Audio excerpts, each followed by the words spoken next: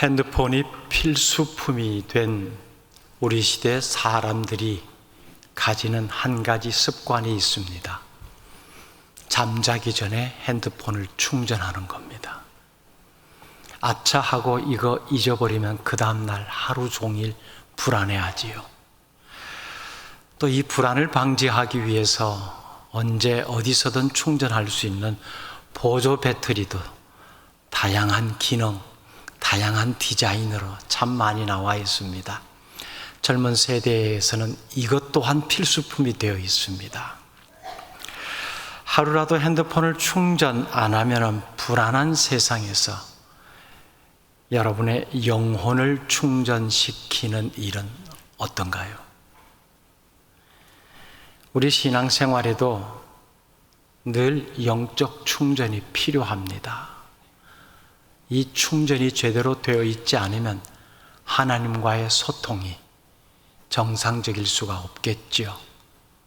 대림절을 보내면서 하나님과의 정상적 소통을 위한 영적 충전이 날마다 잘 되어지기를 바랍니다. 오늘 본문은 오늘과 다음 주일 두 차례에 걸쳐 나누어서 살피려고 합니다. 오늘은 본문의 앞부분에 집중을 해봅니다. 만물의 영장이라고 하는 인간도 별 수 없는 연약한 존재지요. 아무리 겉으로 강해 보이는 사람일지라도 그 내면의 깊은 곳에 감추어지고 가려진 약함의 모습을 가지고 있습니다.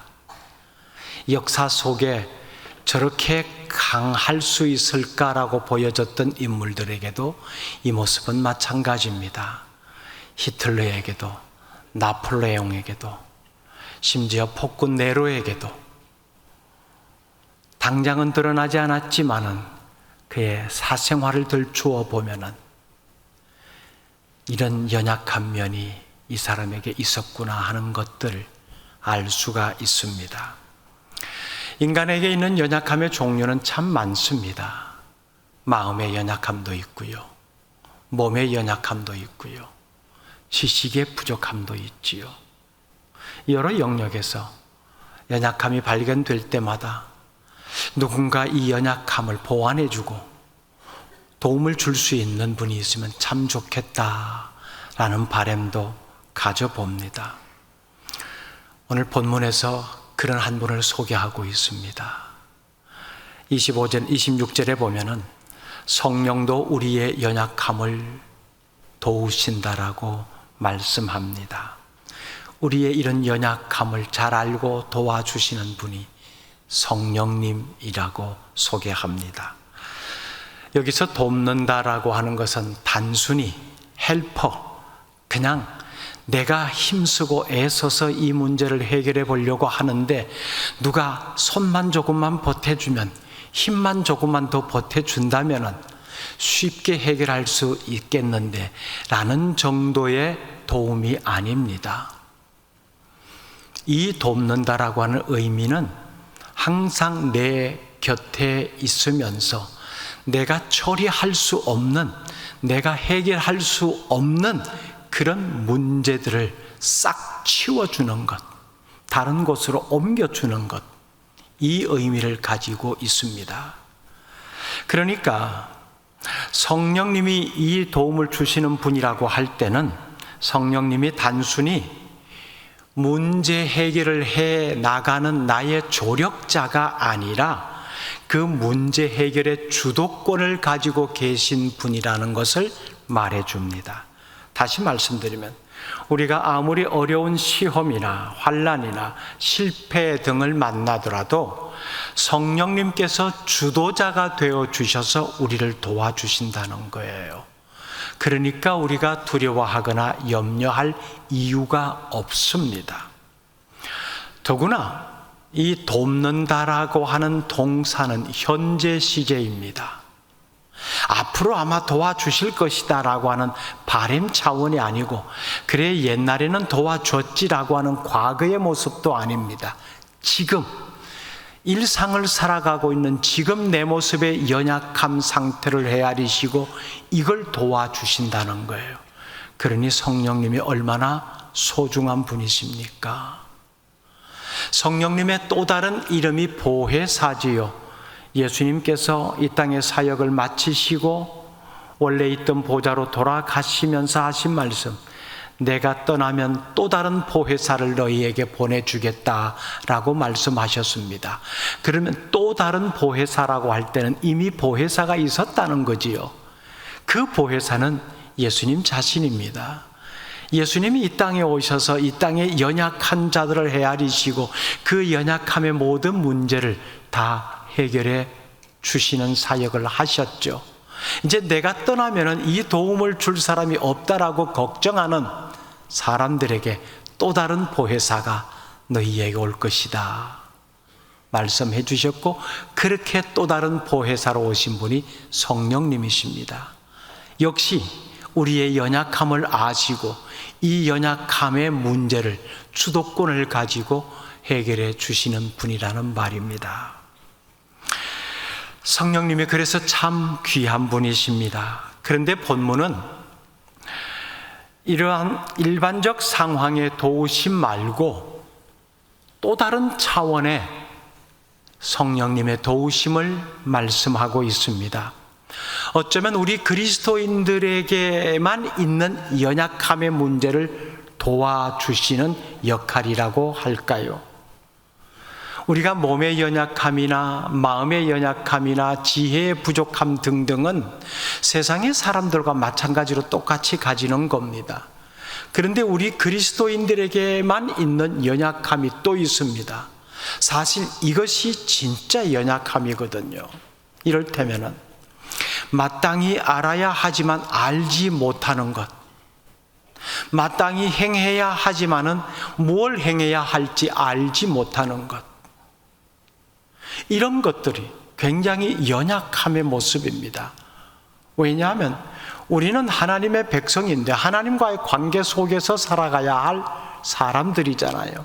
그러면 하나님의 뜻을 잘 헤아려야 하나님과의 정상적인 관계를 유지하면서 살아갈 수 있는데 그게 뭔지를 모른다는 겁니다. 이게 진짜 연약함이에요.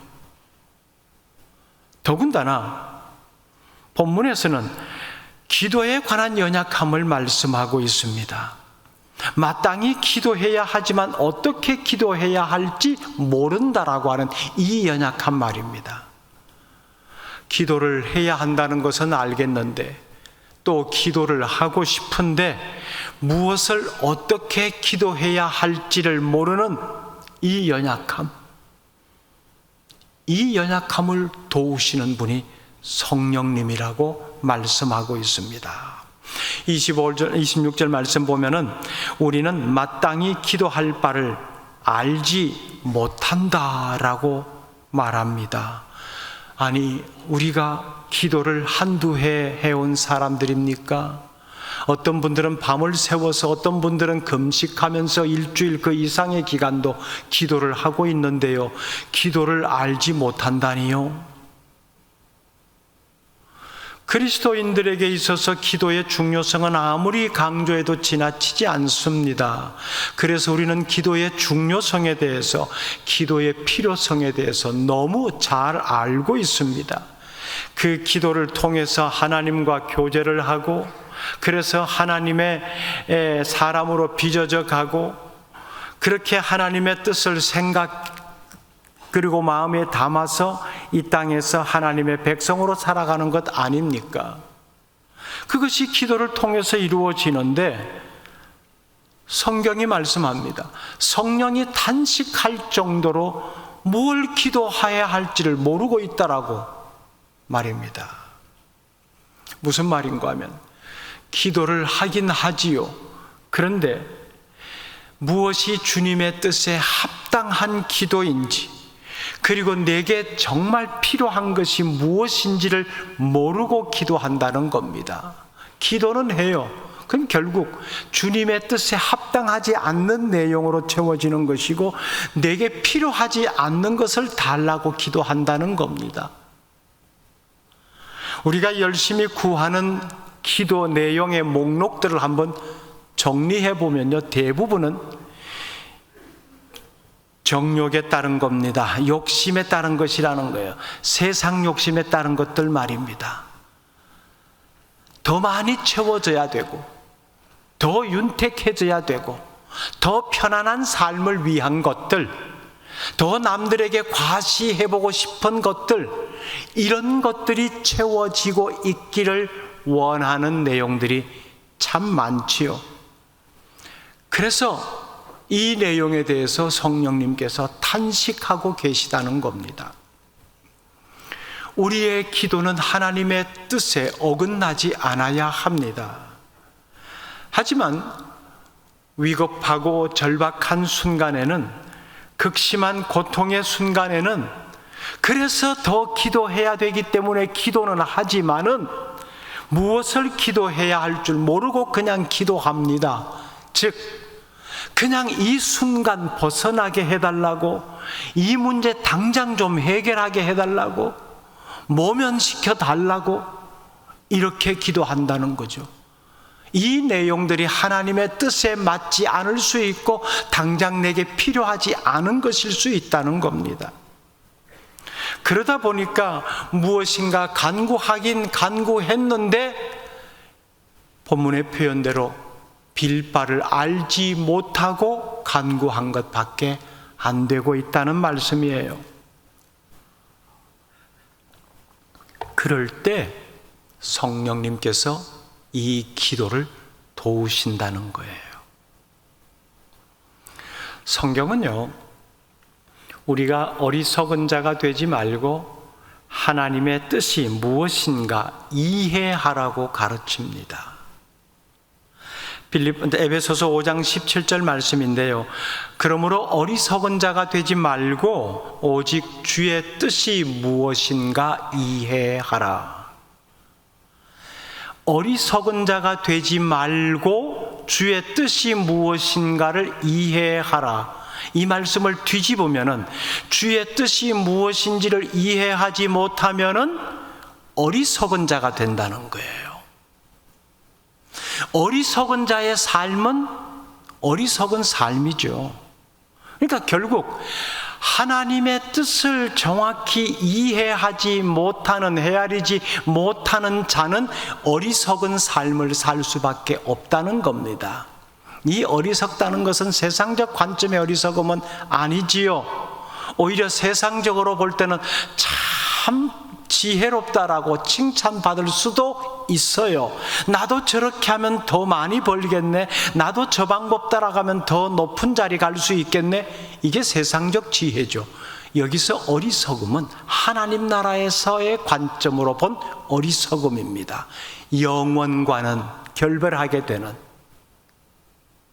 영생의 세계에는 다다르지 못하는 그런 삶 말입니다. 그러니까 하나님의 뜻을 이해하는 것이 얼마나 중요한가를 깨닫게 됩니다. 같은 맥락에서 하나님의 뜻을 헤아리지 못하고 이해하지 못하면은 제대로 된 기도를 드릴 수 없다는 말이 됩니다. 빌립보서 4장 6절의 말씀도 우리가 잘 압니다. 아무것도 염려하지 말고 다만 모든 일에 기도와 간구로 너희 구할 것을 감사함으로 아뢰라. 기도와 간구로 아뢰라. 자, 이 말씀을 다시 한번 들여다봅니다. 그러면 기도와 간구는 같은 것일까요? 다른 것일까요? 성경은 분명히 두 단어를 구분해서 말씀합니다. 기도와 간구로 너희 구할 것을 하나님께 아뢰라. 다른 단어를 쓰고 있어요. 기도나 간구나 하나님께 어떤 소원을 아뢰는다는 의미에서는 비슷한 말이라고 생각할 수 있습니다. 그런 면에서 보면은 우리가 일반적으로 생각하는 기도는 거의 간구에 가깝습니다. 그러면 이 둘이 어떻게 다르냐 할 때, 간구는 내 뜻을 하나님께 전달하는 겁니다. 여기에 포인트는 내 뜻에 있습니다. 내 뜻을 하나님께 전달하는 겁니다. 이게 일반적 통념에서의 표현을 빌린다면 소원이 되겠죠. 내가 원하는 것 말입니다. 내게 부족한 것이 있습니다. 이것 채워주십시오. 내게 불편한 것이 있습니다. 이것 제거해 주십시오. 내가 가야 될 길이 있습니다. 만들어 주십시오. 소원이지요. 이런 경우는 이 내 소원, 내 뜻을 관철시키기 위해서 많은 경우에 하나님을 움직이려고 합니다. 제가 점잖은 표현으로 하나님을 움직인다라고 하는데 조금 더 거친 표현을 쓰면 하나님을 협박하기까지도 합니다. 하나님 이거 안 채워주시면, 이 문제 해결 안 해주시면 그럼 어떡하겠다는 거예요? 나 하나님으로부터 등 돌릴 거예요? 교회 떠날 거예요?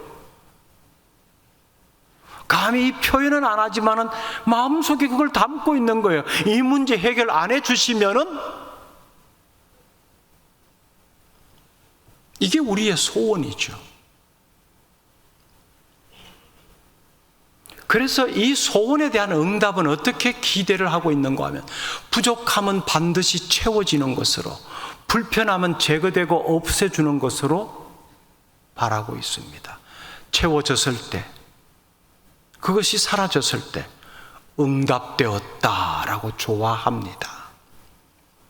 그러나 진정한 기도는 하나님의 뜻이 내 안에 전달되어서 내가 그 뜻대로 움직이는 것을 말합니다.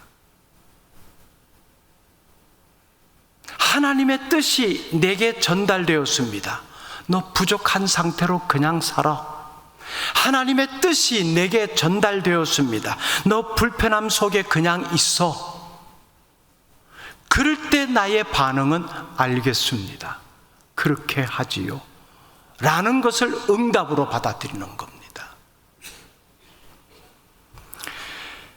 바울이 자신의 육체의 가시를 제거해달라고 3번씩이나 간절히 기도했습니다. 실제 얼마나 필요한 기도였습니까? 자신의 단순한 어떤 세상적 욕망을 위해서 가시를 제거해달라는 것 아니었다는 걸 우리가 알잖아요. 복음 사역에 있어서 이게 너무 걸림돌이 되니까 지금도 괜찮은데 이 아픔만 사라지면은 훨씬 더 많은 효과적인 복음 사역을 할 수 있겠는데, 이 마음을 가지고 육체의 가시, 그것이 정확히 뭔지는 모르겠지만 아무튼 현실적으로 살아가는 바울에게는 그게 큰 고통이었다라고 하는 거지요.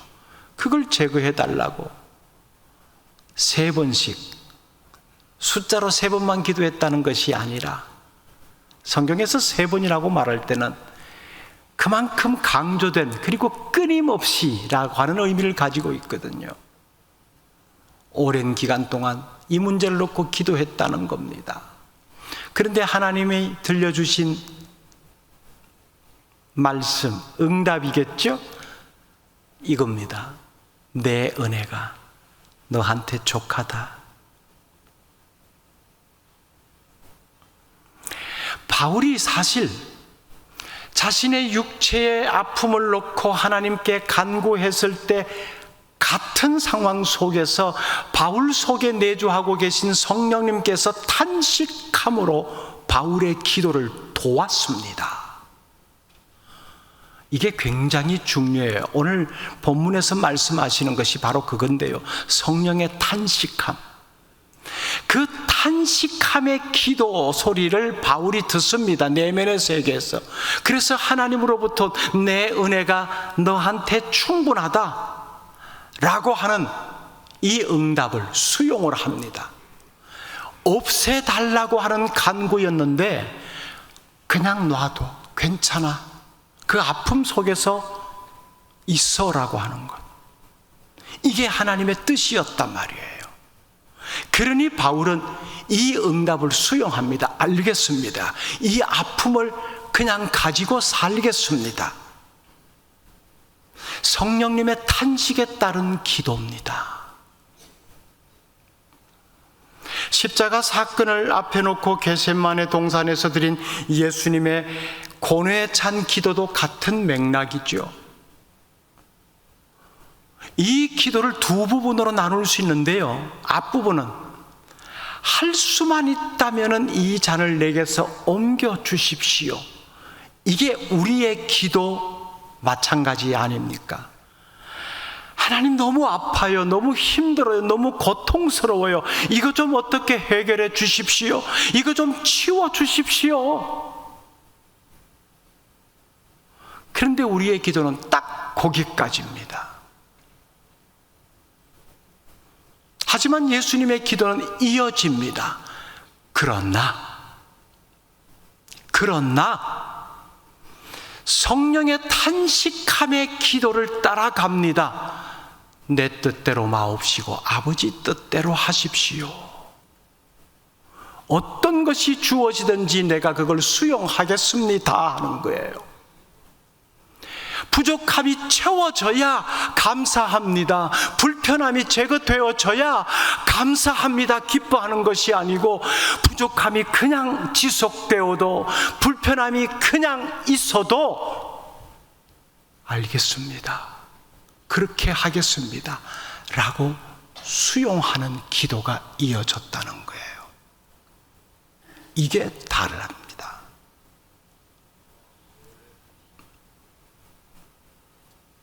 일반적으로 우리의 뜻을 고하는 간구, 필요한 것이 채워지기 위해서, 불편한 것이 사라지도록 하기 위해서는, 이런 간구는 쉽지만은 하나님의 뜻을 따르려고 하는 기도는 어렵습니다. 하나님의 뜻을 따르기 위한 기도는 지독한 몸부림이 있어야 돼요.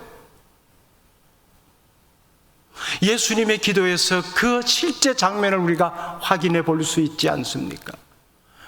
정말 스스로 자신의 뜻은 이 십자가를 피하고 싶은 거예요. 하나님의 무한하신, 하늘 아버지의 그 무한하신 능력으로 꼭 이 방법으로만이 인간을 구원하실 수 있는 것은 아니거든요. 다른 방법으로도 인류를 구원하실 방법은 얼마든지 가지고 계신 분입니다. 그런데 하나님이 선택하신 방법은 독생자 예수 그리스도를 십자가에서 죽게 하는 거였어요. 그 고통이 어떤 고통인지 알기에 피하고 싶습니다. 피하고 싶습니다. 그런데 이 사건에 직면해야 되고 져야 된다면은, 그곳에 매달려야 된다면은 그렇게 하십시오. 제가 거기에 매달리겠습니다. 이게 그냥 말로 끝날 수 있는 기도입니까? 처절한 몸부림이 있어야 되지 않겠어요? 그래서 이 기도를 드릴 때 예수님의 이마에 땀방울이 핏방울처럼 되어 떨어졌다라고 성경은 기록하고 있지 않습니까? 하나님의 뜻을 따르려고 하는 기도는 처절한 몸부림이 따라야 하는 거네요. 하나님의 뜻에 순종하겠습니다, 아멘. 절대 순종 안 됩니다. 단언컨대 우리가 그 한 문장으로 하나님의 뜻에 따르겠습니다라고 하는 기도의 경지에 오르신 분 아무도 안 계실 거예요. 따라야 된다는 건 압니다. 근데 그 한 발 옮기기가 너무 어려운 거예요. 힘든다는 것을 알기에, 얼마나 고통이 따른다는 것을 알기에. 그래서 모든 일에 기도와 간구로 너희 구할 것을 감사함으로, 감사가 따라오고 있습니다. 불편함이 지속되어도 감사로 받겠습니다. 부족함이 채워지지 않아도 감사로 받겠습니다. 하나님의 뜻이 무엇입니까? 저는 이것만 확인하면 되겠습니다. 이게 이 구절의 내용이에요. 간구한다고 다 들어주신다고요? 아닙니다. 하나님의 뜻대로 구하는 것이어야 이루어집니다. 하나님의 뜻은 부족함 가운데서도 나타날 수 있고, 하나님의 뜻은 불편한 상황 속에서도 나타날 수 있고, 하나님의 뜻은 내 몸의 연약함 가운데서도 나타날 수 있는 거예요. 그런데 우리는 이것이 정상적인 모습으로 되어지면 하나님의 뜻이 나타난다라고 생각하는 거죠. 하나님은 아니야. 내 뜻을 네 아픈 상황을 통해서 나타낼 거야. 내 뜻을 네 불편한 상황 속에서 나타낼 거야. 네 연약함을 통해서 내 뜻을 펼쳐낼 거야. 그렇게 말씀하시는 거예요. 그래서 이 연약함이 지속되어야 된다면은 하나님, 그렇게 받아들이겠습니다. 그럴 때 연약함이 감사가 되고 고통과 아픔이 감사가 되는 거예요. 그러니 하나님의 뜻이 내 안에 전달되어서 그 뜻대로 내가 움직이기가 쉬운 걸까요?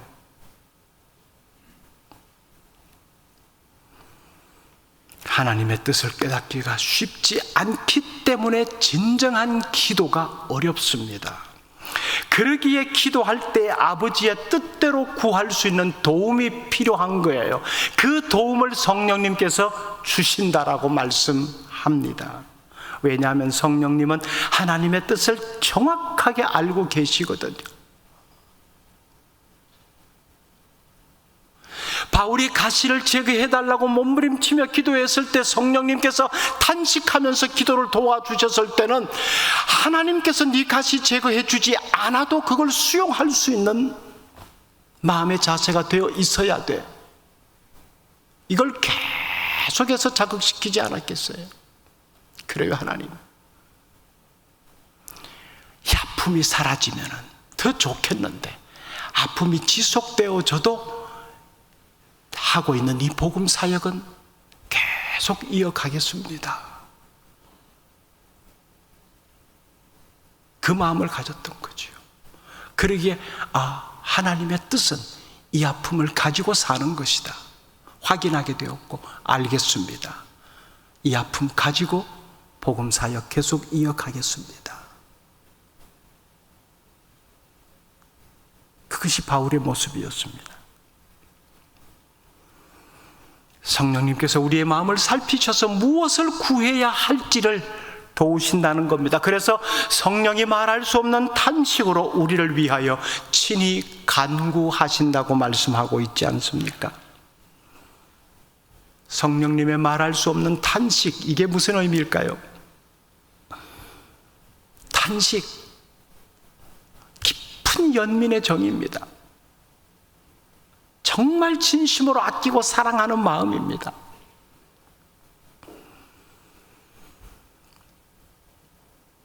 아이들이 어린 나이에 지금 당장 좋아 보이는 것들 얻기 위해서 떼를 씁니다. 그런데 어른의 입장에서 볼 때는 지금 저 물건 가지면 위험할 수 있어요. 그래서 안 돼, 좀 더 크면은 내가 사줄게 라고 이야기합니다. 그런데 아이는 위험하다는 생각 자체가 없어요. 지금 당장 내 손에 있는 것이 자기의 기쁨으로 계산되기 때문에 떼를 쓰는 것밖에는 달리 하는 게 없습니다. 달래도 말을 듣지 않습니다. 그럴 때 부모 입장에서 한숨이 나오죠. 왜 그렇게 이해가 안 되니? 왜 그렇게 말을 못 알아들어?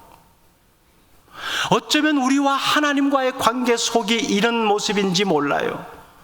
채워달라고, 이걸 해결해달라고, 이걸 좀 어떻게 좀 아름답게 만들어달라고 떼를 씁니다. 하나님이 안 주시는 거죠. 왜 안 주는지에 대한 이유는 이해하려고 하지 않습니다. 필요한데 왜 안 주시냐고만 떼를 씁니다. 그럴 때 성령님께서 탄식하는 거죠. 그렇게 하나님의 마음을 모르겠니? 위험한 거야. 위험한 거야. 도움이 안 돼.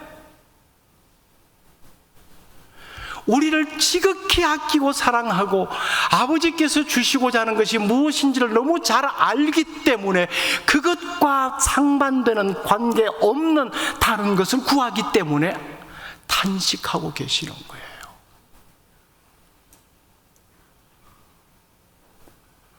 그래서 27절에 보면은 마음을 살피시는 이가 성령의 생각을 아시나니 이는 성령이 하나님의 뜻대로 성도를 위하여 간구하심이니라. 마음을 살피시느니 하나님이십니다. 성령의 생각도 아신다 그랬습니다. 당연하죠. 같은 마음을 가지고 계시잖아요. 이 표현에서 하나님을 따라, 이 말씀 참 중요합니다. 성령이 하나님의 뜻대로 성도를 위하여 간구하심이라. 하나님의 뜻을 따라. 아무리 간절함을 가지고 있어도 하나님 내 뜻대로 이루어 주세요라고 기도한다면 이런 간구 안 이루어집니다. 하지만 하나님의 선하시고 기뻐하시고 온전하신 뜻을 헤아려서 하는 간구는 이루어집니다. 하나님의 뜻을 헤아렸잖아요.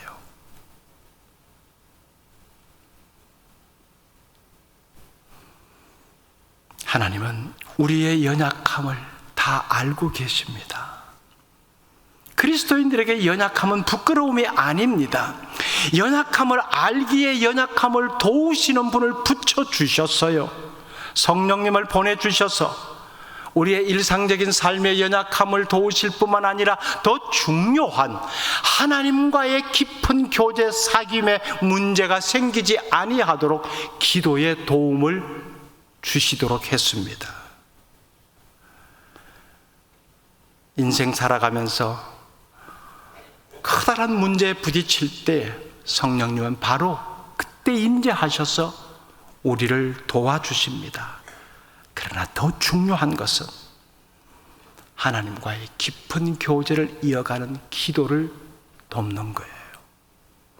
이게 안 되면 우리가 하나님의 사람으로 살아가는 의미가 없잖아요. 우리가 하나님과 대화가 제대로 안 되면은 신앙의 세계에 머무는 이유가 무엇입니까? 인간관계에서도 누군가와 한두 번 만나서 대화를 해보고 말이 안 통해 하면은 그 다음부터 만나지 않으려고 합니다. 우리는 열심히 하나님께 간구한다고 기도한다고 하는데 하나님 입장에서 말이 안 통해, 왜 말을 그렇게 못 알아듣니, 아직도 이해가 안 되니라고 하면은 어떡하겠어요? 그래서 하나님의 뜻을 알아듣도록 하기 위해서, 하나님의 마음을 헤아리고 그것을 내 마음에 담도록 하기 위해서 성령님께서 나의 기도를 도우시는 겁니다. 탄식함으로. 나를 향한 성령님의 말할 수 없는 탄식, 이게 얼마나 큰 은혜인지 아세요? 내 안에서 역사하시는 성령님께서 내가 하나님 앞에 나올 때마다, 하나님 앞에 간구할 때마다 탄식함이 없다면 둘 중에 하나예요. 완벽하게 하나님의 뜻을 헤아리거나 아니면은 탄식과 상관없이 무시하고 내 소원만 말하거나.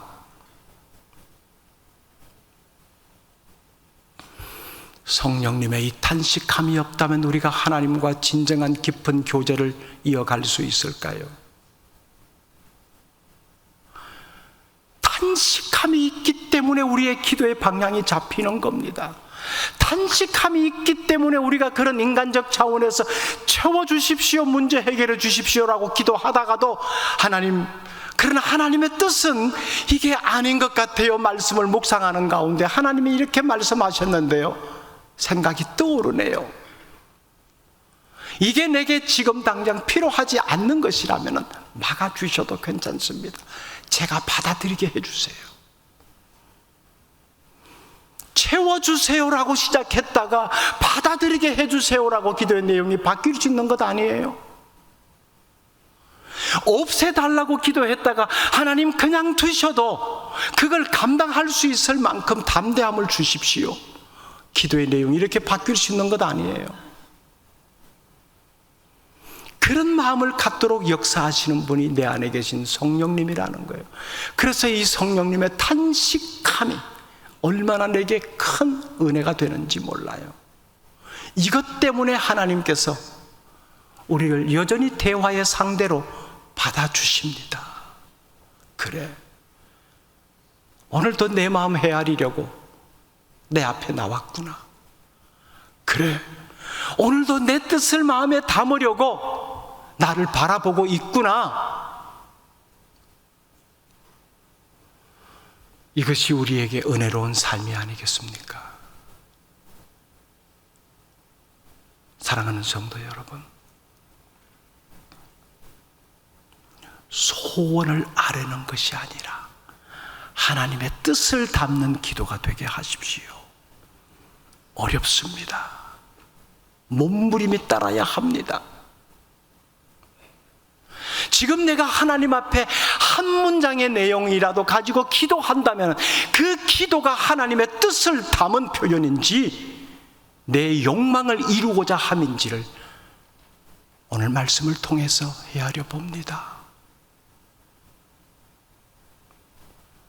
성령님의 탄식의 소리를 들으면서 기도하십시오. 그럴 때 우리는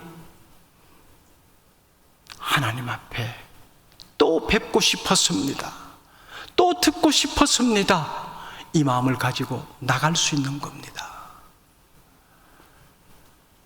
이 성령님의 탄식에 따라 하나님의 뜻을 구하는 기도를 드리며 하나님의 복된 자녀로 살아갈 수 있기를 바랍니다. 이 마음을 가지고 찬양하겠습니다.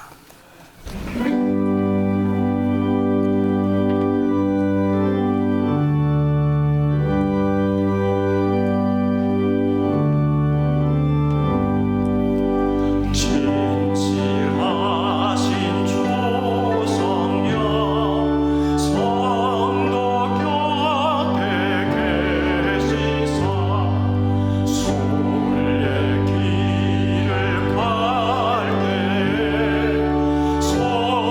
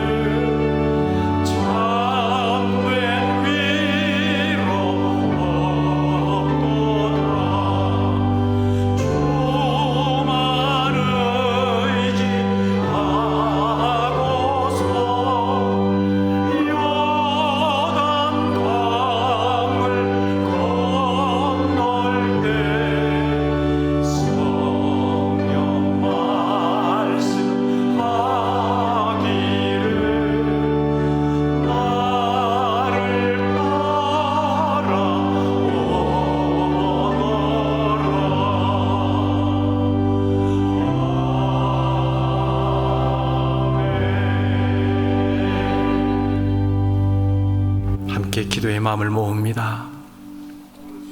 힘든 상황 가운데 놓여 있습니까? 건너갈 다리가 없어 보입니까? 삶의 짐이 너무 무거워 한 걸음도 앞을 나아가지 못하고 있습니까? 이것이 우리의 연약함일진데 이 연약함을 아시고 하나님께서는 우리 곁에 계시면서 도우실 분 성령님을 보내주셨습니다. 그분이 지금 우리와 함께 하시면서 지금 우리의 연약함을 돕고 계십니다. 그분을 바라보십시오. 아울러 그분의 탄식에 귀를 기울이십시오. 연약함을 가지고 있기에 강함을 입기 위하여, 부족함이 힘들어서 채워지기를 바라면서, 불편함이 너무 힘들어서 이 불편한 것들을 제거해 달라고 기도는 하는데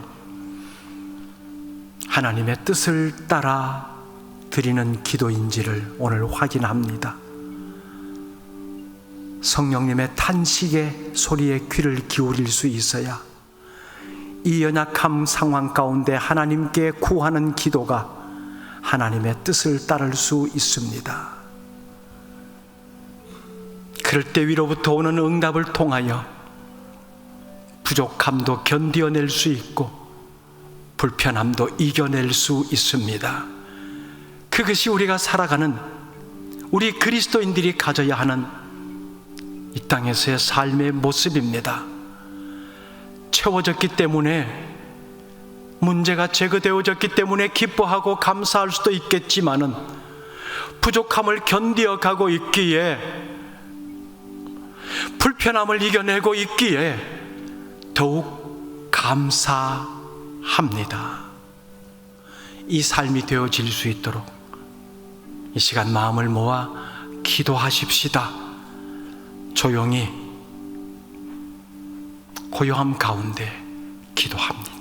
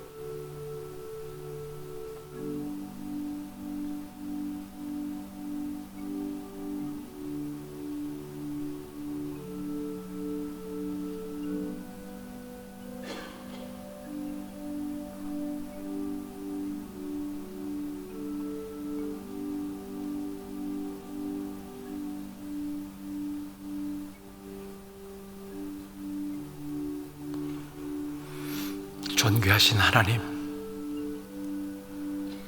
우리의 연약함을 불쌍히 여기셔서 보혜사 성령님을 보내주시니 감사합니다. 우리 곁에 계시면서 우리 앞에 가로놓여 있는 모든 인생의 크고 작은 문제들을 주관자가 되셔서 도와주시니 감사합니다. 하나님의 백성들이 오니